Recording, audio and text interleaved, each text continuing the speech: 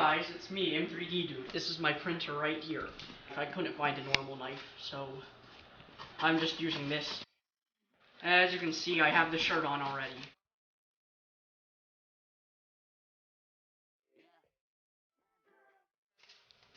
So, this tells me where I can get all the stuff. I have Monster Green Touch. That's the one that changes color. That's the clear.